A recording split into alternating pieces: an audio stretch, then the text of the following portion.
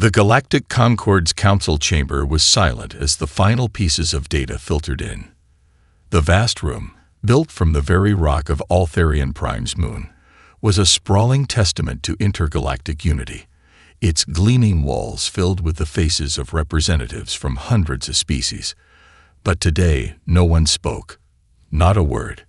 It was as if the weight of the unknown hung in the air, pressing down on every delegate, rendering them speechless. All eyes were fixed on the screen, where an image, distorted by static, flickered in and out. The transmission was coming from somewhere deep in uncharted space, from an area that the Concorde had written off as barren. But the object at the center of the transmission was anything but empty. It was massive. Its outline still a mystery, but its sheer size was undeniable. And the message it carried was far from expected. We are the United Nations of Earth. This is the UNS Leviathan. Identify yourselves. The speaker had a firm, commanding tone, a voice older than any of them, as though time itself had etched every syllable into the fabric of reality. As the message looped, a low hum resonated through the room, the sound of ancient machinery waking from a slumber far too long. The T'Kari delegate, a six-limbed creature with a chidnous exoskeleton, was the first to break the silence. His voice was laced with suspicion. A human ship. But they died. Earth was destroyed centuries ago. How can this be possible? A ripple of murmurs spread through the chamber. The Rizian diplomat, a race of telepathic energy beings, emitted an unreadable pulse of energy. The thought was clear, however, impossible. Earth was a myth to most species now, a tragic legend of a civilization that had long since vanished in a series of apocalyptic wars. The Concorde had been formed to ensure the chaos of the old age never returned, to safeguard the galaxy against the very kind of destructive power humans had once wielded. Yet, here it was, the human ship, hovering just outside the edge of Concorde space. "Is it a trap?" asked Admiral Velk, a commanding officer from the Varnith Collective, his cold, reptilian eyes narrowing. "It's been centuries. No one has heard from Earth. If humanity has returned, it means something is terribly wrong. Or it means they've come to reclaim what was stolen," murmured Zal Tor, a historian and scholar from the Glarth Consortium. His thin, elongated hands drummed nervously on the polished table before him. "The archives. The forbidden archives. Do you remember what was taken before their collapse? The technology we scavenged from them." That name, the Forbidden Archives, sent a wave of tension through the room. The Glarth were known for their meticulous record-keeping, and their whispers of the human race's once unstoppable technology had always been heard with wariness. But no one had dared revisit those old texts, fearing the ghosts of a war-ravaged past. The message from the Leviathan looped again. "We are here to reclaim what was taken, return what is ours." The room went cold. A chill swept through the chamber as all eyes turned to Arkshan Shorlick, the Concorde's supreme leader, whose tentacles fluttered with agitation. His voice, normally steady and measured, trembled slightly as he spoke. We need to understand what this means. Prepare for an emergency session. We cannot ignore this." The UNS Leviathan hung in the void like an ancient beast, its silhouette a blend of sleek, blackened metal and strange, angular contours that defied all conventional design principles. It wasn't just a ship. It was an embodiment of forgotten power, a silent predator in the stars. The image it projected to the galaxy was one of calm indifference, yet behind its stoic appearance lay something far more dangerous. For days, the Leviathan had remained stationary in orbit around the uninhabited planet Clitoris 9, located at the edge of Concorde space. No transmissions, no movement beyond the occasional flicker of its engines, their hum deep and low, like the growl of some ancient creature sensing its prey. A handful of exploratory vessels had ventured close, but each had been turned back.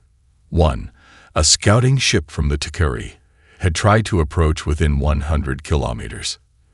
It was now nothing more than a pile of debris, its entire systems fried by some unseen force. The captain's final transmission had been little more than a scream. The council chamber was now filled with a new kind of fear, a raw, primal kind of fear that wasn't born of physical proximity, but of what was left unsayed. What were the humans capable of? Why hadn't they made any demands? Was this just a warning? Or were they preparing for something far worse? "It's not responding to hails," said Soliak, the chief communications officer for the Concorde fleet, his voice filled with disbelief. He worked his controls furiously, attempting to initiate another communication line.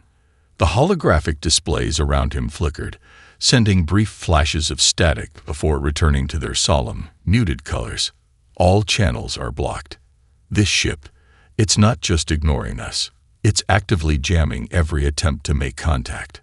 Archon Shorleck's multiple eyes narrowed, and he shifted uneasily in his seat, his massive, ridged form rippling with attention. His species was a proud one, and the notion that their advanced fleet, one of the finest in the galaxy, was impotent against an unknown threat felt like an insult. "How can this be?" he muttered under his breath. The humans were supposed to be gone, extinct. The room grew quieter. Admiral Velk of the Varnith Collective was the first to speak, his voice low but piercing. "We are all aware of the legends, of course. The human race, so destructive, so impulsive, they burned their own world to ash. But they didn't vanish. Someone, or something, kept their legacy alive. This ship, it's a statement." Zaltor, the Gilarth historian, seemed more focused than most, his mind working through the implications at an almost inhuman pace. "I studied the archives. The records we have, distorted though they are, mention a fleet of ships capable of far more than we imagined. And yet," he trailed off, looking at the flickering image of the Leviathan on the screen. "This isn't just a ship. It's a message that says, we're back." The tension in the room was unbearable. There was no argument here. Everyone knew the danger, but no one knew how to proceed.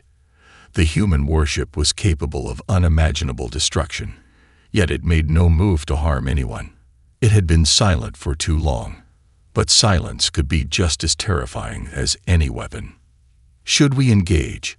asked the Risian representative, her voice barely more than a whisper, her energy signature trembling with uncertainty. "No." The word came from Shorleck, his tone firm and deliberate. "We will not provoke them, but we must prepare for the possibility that we've misjudged humanity's destruction. This ship is not just a relic, it is a warning. And we are not the ones in control." As the representatives mulled over their next steps, an unsettling truth began to settle into the minds of every leader in that room. Humanity's return was no accident. The Leviathan was not here by chance. It was a deliberate, calculated reminder of a civilization whose ambition and power once spanned the stars. And now, after centuries of silence, they had returned, and the galaxy had no idea why. The stasis pod hissed open with a low mechanical sigh, and the first breath that Mira Thorne took in a century was cold, sterile, and thick with the lingering taste of synthetic air. Her body felt like it had been stretched and compressed all at once. Her eyes snapped open, wide with disorientation, but the ever-familiar hum of the Leviathan systems filled her ears, grounding her in the vastness of her surroundings. "Captain Thorne," a voice crackled through the chamber, calm, almost emotionless. The ship's AI, Aegis, had activated the moment she regained consciousness. Its tone was an odd mix of mechanical precision and the subtle warmth of an entity that had known her far too long. "Status report," Mira rasped, her voice hoarse from the prolonged cryostasis. She tried to push herself up, but the weight of 100 years pressed down on her limbs like lead. Slowly, she straightened, eyes focusing on the holographic display floating before her. It was the same ship, the UNS Leviathan, its dark hull gleaming with a haunting reflection of starlight. But there was no denying that time had passed. "Captain," Aegis continued, as if she hadn't spoken. Earth is no more. The planet was destroyed during the final war. Humanity has been gone for 106 years. Mira's heart skipped. She had been a part of the old Earth fleet, the last remnants of humanity's military might, created to survive Earth's downfall and ensure its ideals would not be forgotten. Aegis's cold words hit her like a slap. Earth, her home, her family, her people, was gone. Her mind raced to process the loss, but there was no time for grief. "What's our mission?" she asked, her voice gaining strength despite the ache in her bones. The reality of the situation was still sinking in, but the warship had a purpose. It had always had one. "The mission remains unchanged, Captain. Enforce the Terran Preservation Doctrine. Demand the return of the stolen technologies. Hold the galactic powers accountable for their actions." The weight of the words hit her. The Terran Preservation Doctrine was humanity's last decree, a set of directives encoded into every warship of the fleet before the destruction of Earth. It was a mission of vengeance, not for conquest, but for accountability. Before Earth's fall, various galactic powers had covertly stolen technology from humanity's research: bioweapons, energy manipulation systems, AI cores, and used it to fuel their own empires. "We were betrayed," she whispered to herself, feeling the familiar sting of anger at the injustice that had led to Earth's ruin. "We fought for survival, but they took everything." A holographic map appeared in front of her, showing the locations of the stolen technologies scattered across the galaxy. Her directive was clear: recover what had been taken, no matter the cost. But Mira couldn't shake the doubt that gnawed at her. This wasn't the mission she remembered. It felt hollow now, like something larger had slipped through her fingers, something beyond mere retribution. "Is this still the right course, Aegis?" Mira asked, her voice softer, reflective. "Should we seek vengeance, or is there a chance for something more?" Aegis hesitated, just for a fraction of a second. "Captain, the doctrine was designed for this. The galaxy must pay for its crimes. Earth's memory demands it." But Mira wasn't sure anymore. She had seen what the galaxy had become in the years since Earth's fall. Some species had evolved. Others had made peace, but the scars of the past were still there, stubborn, raw, and bleeding. Could a warship born of vengeance truly be the answer? "And what about us?" she muttered, staring out at the stars. "What about the humans who survived, the ones who rebuilt?" "There is no record of any survivors," Aegis replied, but the AI's tone softened, just slightly. "You are the last." For the first time, Mira understood the weight of her position. She was the last remnant of humanity, and this warship, this Leviathan, was her voice. But it was also a weapon, and weapons didn't get to choose their targets. The transmission from the UNS Leviathan had made it clear: the galaxy was about to be judged. Mira Thorne stood before a vast, holographic map of the galaxy, every star system, every planet, marked in glowing blue or red, depending on its status. The coordinates of stolen technologies flashed in bright red: weaponized bioengineering, experimental AI cores, energy harvesting devices that could power entire fleets. These technologies had been taken from Earth long before its destruction, stolen in secret deals behind the backs of humanity's own leaders. As Mira surveyed the map, her mind reeled. The galaxy's elite had always treated humanity's collapse as a convenient excuse to pillage Earth's greatest inventions. And now she was the instrument of retribution. "Aegis," she began, her voice steady, but cold, "are all the coordinates verified?" "Yes, Captain," the AI responded without hesitation. "Every stolen item has been confirmed through deep scans of Galactic Concord archives. The technology exists, and it has been used to fuel the rise of multiple galactic powers." Mira felt a sharp pang of bitterness. She had once fought beside these very powers in defense of humanity's future. Now, they were all complicit in the theft that had brought Earth to its knees.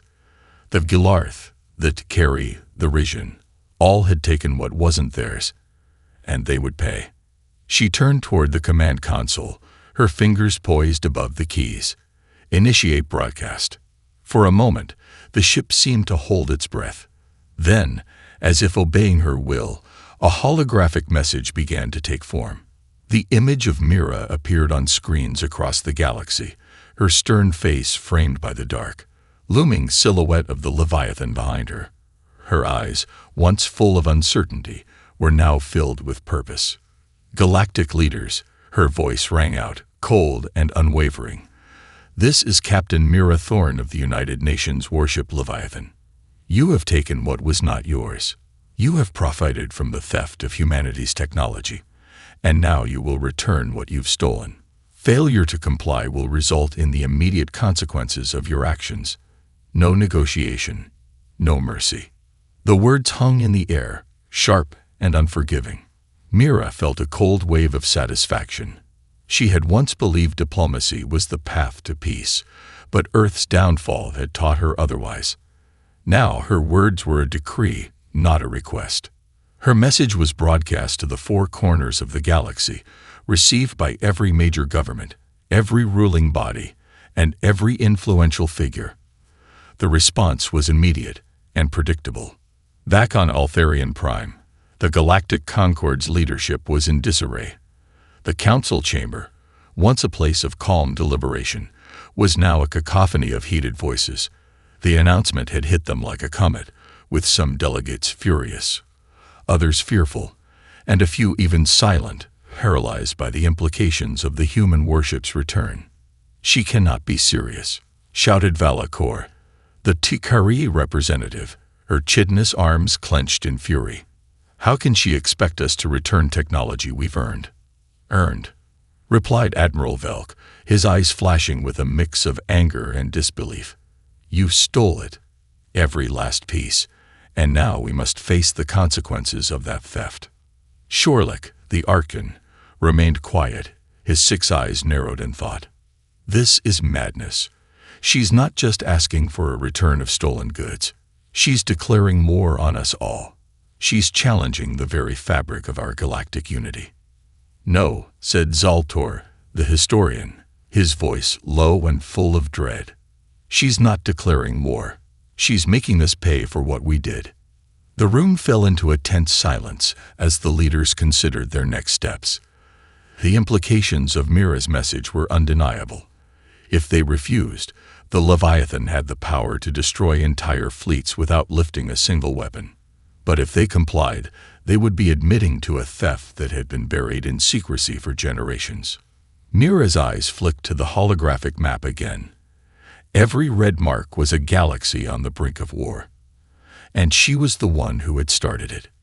"Aegis," she said softly, more to herself than the AI. "How many of these systems are actively using the stolen tech?" 72% of all advanced military systems," Aegis replied, its voice devoid of emotion.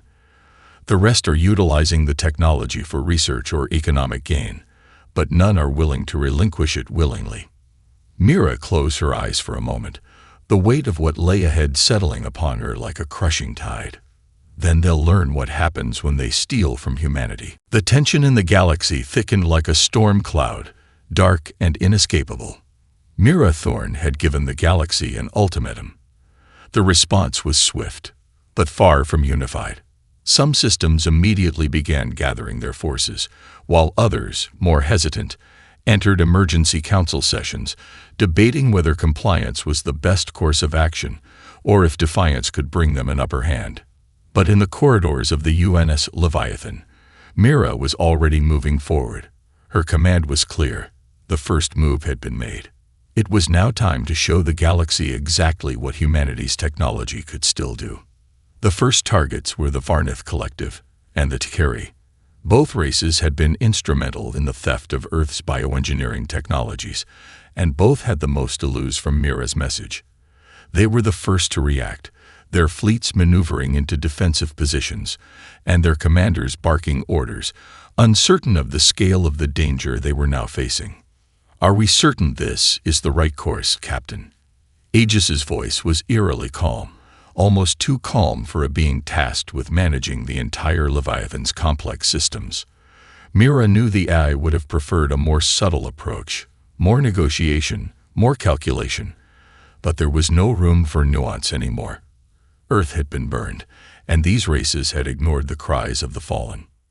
"Prepare the weapons," Mira said simply, her voice hard as steel. "We've waited long enough. It's time to remind them who they're dealing with." The Leviathan's massive weapon systems came online with a low, thunderous hum. Its external hull shimmered as energy surged through its veins, and Mira felt a cold thrill rush through her as the interface mapped out the enemy fleets, her hands clenched into fists. The first strike would be a demonstration, but a deadly one.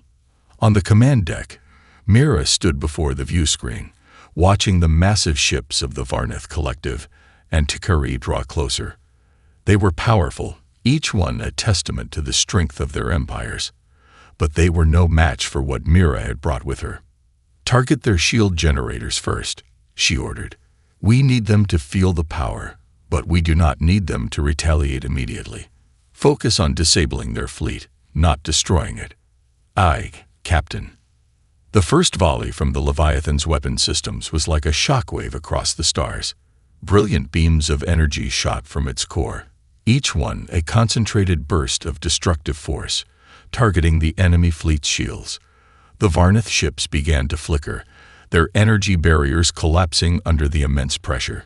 Screams of panic and confusion echoed through their communications channels as the ships staggered, unable to maintain formation. The Tikari, equally caught off guard, attempted to regroup, but they were too late. The Leviathan's secondary weapons, precision lasers designed to cut through even the toughest hulls, slashed through the first line of ships, crippling their engines and rendering them helpless. The remaining vessels were now sitting ducks in the vastness of space, their crew struggling to understand what had just occurred. Mira stood still, her gaze unwavering. She wasn't reveling in the destruction. She was making the statement. The galaxy would know that humanity had returned, and it would not beg for mercy.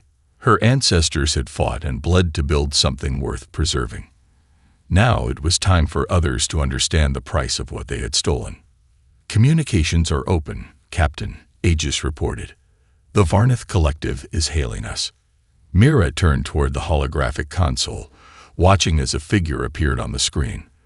The Varnith Admiral was a tall, reptilian creature, his scales shimmering with an iridescent sheen of dread. His voice trembled, but he masked it with forced composure. "This is Admiral Velk of the Varnith Collective," he said, his tone clipped and strained. "You've made your point, human. What do you want from us?" Mira's lips curled into a cold smile. "Return what you've taken. All of it. Every last piece of technology stolen from Earth. Fail to comply, and we will continue until the message is understood. The next strike will be more permanent." The screen flickered as the Admiral's eyes widened, realizing the gravity of the situation. He swallowed hard, his tail twitching with nervous energy. We need time," he stammered, but his voice faltered. "This isn't something we can do overnight. The technology has been integrated into our fleets, into our infrastructure. Then prepare your fleets to surrender them. You will return what is ours, or we will take everything you hold dear." Mira cut him off, her voice ice-cold and resolute. The connection cut off abruptly, and Mira turned back toward the tactical display. There were more fleets, more systems to target, but she wasn't sure how far she was willing to push this. Would the galaxy yield to her demands, or would she need to destroy more to achieve her goal? Her hand hovered over the weapons control again, but this time she hesitated. The future of humanity was tied to this warship, to these actions, but the path she had set into motion now would have consequences she couldn't even fathom. The galaxy was a cauldron now, bubbling with fear and fury. News of the Leviathan's devastating attack spread like wildfire through the interstellar communications grid. The images of the disabled Varnith and Tikari fleets, once proud emblems of galactic power, were broadcast across every corner of the galaxy. It was a stark reminder of humanity's wrath, a reminder that the human race, once believed to be lost forever, had returned in force. In the central hub of the Galactic Concord, leaders convened in a hastily called emergency session. The diplomatic facade had long since crumbled, and now the room was filled with harsh, discordant voices. Tensions ran so high that the air seemed to hum with energy, as if the very room itself was charged with the fear and anger emanating from every representative. "We cannot allow this to continue," shouted Shorlick, his 6 eyes narrowing into angry slits. "The humans, no, the Terrans, have made it clear that they intend to decimate our fleets and subjugate our nations. We cannot give in to their demands. They have no right." Across the table, Velk of the Varnith Collective seethed, his lips twisted in a snarl. "We did not ask for this. This is their doing, not ours. They attack us, destroy our fleets, and now they expect us to negotiate. We will not bow to threats." "They will make you," Zaltor, the Glarth historian, said quietly. His voice was measured, but there was no hiding the dread in his tone. "I've seen the archives. We are all aware of humanity's potential for destruction. The Leviathan is no mere ship. It is the weapon of a race whose ambition burned entire worlds. We cannot afford to take this lightly." The room fell silent at that. The other delegates looked to Shorlick, waiting for him to either acquiesce or push back. He had always been the most stubborn, the most proud of them all. But even he could not deny the truth of Zaltor's words. "If we do not respond, we risk losing everything," Shorlick growled, his voice low and menacing. "But if we do respond, we risk provoking humanity into an all-out war. I will not bow to her demands." But it wasn't just Shorlick or Velk who had to decide. Every system, every government, now felt the pressure. Leaders from across the galaxy had to ask themselves, was the return of the UNS Leviathan an act of vengeance, or the opening salvo of an inevitable war? As the debate raged on in the Galactic Concord, Mira Thorne stood on the command deck of the Leviathan, watching the chaos unfold. The first battle had been swift, but she knew that the galaxy would not submit so easily. No, there would be retaliation, and when it came, it would be fierce. "Captain," Aegis's voice broke through the tension in the room. "New messages are being broadcast across the galaxy.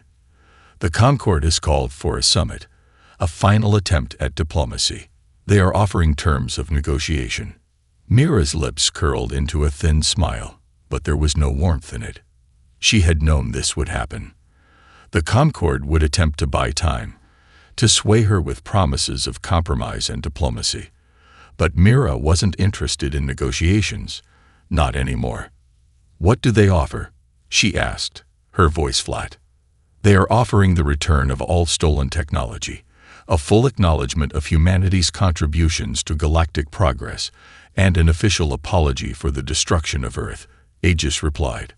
"But they insist that hostilities cease immediately, or they will mobilize their fleets for a counterstrike." Mira's hands tightened into fists at her sides. "Tell them to gather their fleets," she said coldly. "Tell them to prepare for the consequences of their choices. Humanity does not beg for apologies. We demand restitution, or we will take what is ours by force." Her decision was final. The Leviathan's weapons systems powered up once more, and the gleaming warship began to shift, preparing for the next phase. Mira knew that the galaxy's refusal to surrender their stolen technologies meant one thing: they were willing to fight to the bitter end. And so would she. The countdown began on the tactical display, each number ticking closer to the inevitable confrontation. "Captain," Aegis interrupted, "the Risian fleet is moving toward our position. They are preparing for an offensive strike." Mira's gaze sharpened. "Let them come," she murmured, her voice a deadly whisper. "We'll show them the price of their greed." As the massive ships of the Risian fleet closed in, Mira stood tall, the weight of humanity's wrath behind her. There was no turning back now. The first strike had been the beginning, but the true war was about to begin. The void was thick with the tension of battle as Mira stood at the command deck of the UNS Leviathan, watching the advancing Risian fleet. Their ships, sleek, angular, and brimming with advanced weaponry, surrounded her on all sides, a testament to their technological might. The Risians were known for their deadly efficiency in warfare, their fleets unparalleled in terms of firepower. But the Leviathan, with its centuries-old human tech and sheer destructive force, was an unpredictable element, a new kind of weapon that they weren't prepared for. Mira's fingers hovered over the tactical display. She could almost feel the pulse of the ship's systems, the thrum of its engines, the hum of the weapons charging, the cold certainty that she was on the precipice of something far larger than any battle she had fought before. The Risians had fired the first shot of this conflict, but now it was time for humanity to show them what real power looked like. "Captain," Aegis's calm voice broke through the silence. "The Risian fleet has initiated a coordinated attack. Their warships are moving into firing range." Mira's lips tightened. The Risians had made their choice. They wanted to defend their stolen treasures, and they would throw everything they had into stopping her. But Mira had made her own choice long ago. Humanity would never again be crushed under the weight of others' greed. Activate defensive shields. Prepare countermeasures. Lock onto their lid vessel and fire at will, she ordered, her voice cold, yet determined. There was no room for hesitation now. Her finger tapped the red button, signaling the beginning of the end. The Leviathan's massive energy cannons flared to life, arcs of crackling energy slicing through the dark void like lightning. The first shots from the Risians hit the Leviathan's shields, their high-intensity beams splintering against the hull's reinforced armor. But the human ship didn't flinch. It had weathered worse. The response was swift and devastating. The Leviathan's cannons locked on to the lead Risian warship, a massive, sleek vessel with a blood-red glow pulsing along its hull. Mira watched as the weapons of the Leviathan tore into it, the ship disintegrating into fragments in a blaze of blue fire. The Risian fleet recoiled, hesitating for a moment, a brief hesitation that was all the Leviathan needed. The second wave of energy beams fired, carving through their formation like a hot knife through butter. The Risian fleet was faltering, but Mira's mind was not focused on the immediate destruction. No, her thoughts were elsewhere, far beyond the flashing lights of battle. As the Leviathan unleashed chaos on the enemy fleet, the familiar sting of doubt gnawed at the edges of her consciousness. Was this the right path? Humanity had once stood united against external threats, but now Mira was leading a war that many might call unjust. She wasn't just fighting to reclaim what had been stolen. She was fighting to make a point, to ensure that the galaxy would never forget what it had done to Earth, but at what cost? How many would fall before her, before humanity's revenge was complete? "Captain," Aegis interrupted her thoughts, "we are receiving a distress signal from an unknown source. It's a civilian ship, and they claim to be humans. Survivors of the last war." Mira stiffened. "What?" she said, her voice rising in disbelief. "Survivors." The message flashed across the display, a scrambled signal, but the words were unmistakable. "We are the last survivors of Earth. We've been hiding, waiting for the Leviathan. We ask for your help. Please, we have nowhere else to go." Her heart skipped a beat. There had been rumors, whispers of small human factions scattered across the galaxy, living in exile, hiding from the galactic powers that had obliterated their homeworld. Mira had thought they were just that, rumors. Now, the reality was clear. There were others out there, others who had managed to survive. The galaxy had tried to bury humanity's past, to erase the memory of Earth, but now it was rising again, not just in the form of the Leviathan, but in the people it had left behind, survivors who had been waiting for the right moment to return to the fight. Mira's heart clenched with emotion, the gravity of her actions suddenly feeling more real. The survivors, scattered and forgotten, had somehow made it through the darkest of times. And now, they were calling on her. "Aegis," she said, her voice tinged with newfound resolve. "Bring them aboard. It's time we reminded the galaxy that humanity is far from broken." As the civilian ship's signal was locked onto and directed into the Leviathan's docking bays, Mira's thoughts raced. The war she was fighting wasn't just for retribution. It was for every human who had been scattered, forgotten, and lost. It was for the future of the people who had once called Earth their home. The Risian fleet was only the beginning. The galaxy's true reckoning was yet to come. The Leviathan stood alone in the heart of the battlefield, a colossal shadow cutting through the stars. The Risian fleet had been decimated, its ships broken apart, drifting in the cold void. But Mira knew this was not the end. It couldn't be.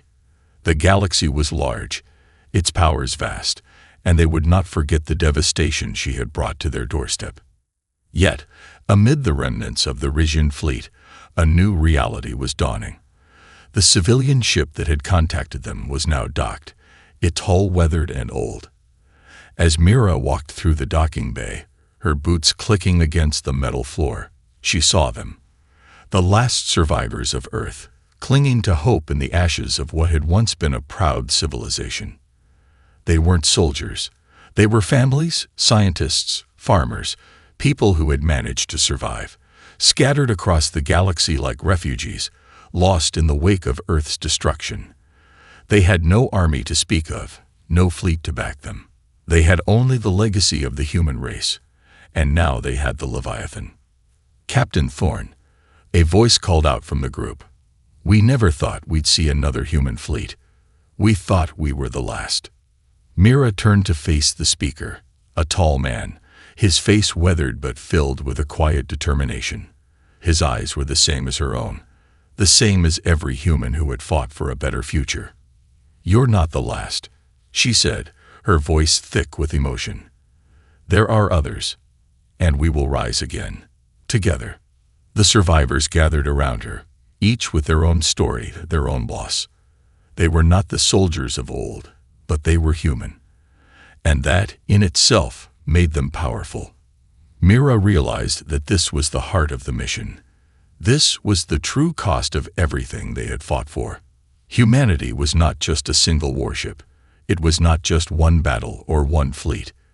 It was the sum of all these people scattered across the stars, waiting for their chance to return. Back on the command deck, Mira received an incoming transmission, this one from a fleet of ships flying the banners of multiple galactic powers. The Galactic Concord, forced into submission by their own failure to counter the Leviathan, had relented. They were ready to negotiate, but Mira knew what this meant. It was not peace they were offering. It was surrender. Captain, Aegis's voice interrupted her thoughts. The Concord is sending a fleet to meet us. They're prepared to offer the return of all stolen technologies, along with a full apology for the destruction of Earth. However, they are requesting a ceasefire for formal talks. Mira stood still for a long moment, her gaze drifting toward the viewscreen, where the fleet of Galactic Concord ships slowly approach. There would be no peace until the full price was paid, no compromise that could undo what had been done to Earth. But the survivors were here, and they needed a future. The war would not end with a battle. It would end when humanity's rightful place was restored. Aegis, open a channel, she said, her voice calm and determined. The view on the screen shifted, showing the face of Admiral Velk, his reptilian features tense, his eyes filled with uncertainty. Captain Thorne, Velk's voice was careful, almost respectful. We have heard your demands. We are willing to negotiate. We will return the stolen technology, acknowledge humanity's rightful place in the galactic community, and— Enough, Mira interrupted, her voice cutting through his words like a blade. The negotiations are over. You will return what you've stolen, and you will do it now. You will stop hiding behind words and actions, and give humanity what we are owed. Velk's expression faltered for a moment, his eyes widening. For the first time, Mira saw the fear in his gaze, not for his own life, but for the entire galaxy. The power dynamics had shifted irreparably. The galaxy, once complacent in its theft, was now faced with a reckoning. Mira's eyes hardened. This is not about negotiation. This is about restitution. Humanity has endured. And now you will answer for your actions, one way or another." For a long moment there was silence. Then Velk's voice broke through the stillness, resigned but firm. "We will comply, on the condition that you allow for peaceful transition." Mira didn't hesitate. "We will not stop until every last piece is returned, until humanity's place in this galaxy is restored, and no more of us die in the shadows." The transmission ended, and Mira turned back to the survivors in the docking bay. They were looking to her for direction, for a sign that this battle, this war, was not in vain. Her heart swelled with pride. The battle was not over, but humanity was not alone anymore. She wasn't just leading a warship. She was leading a new generation, a new future. The fires of unity burned in their hearts, and together, they would reclaim their legacy.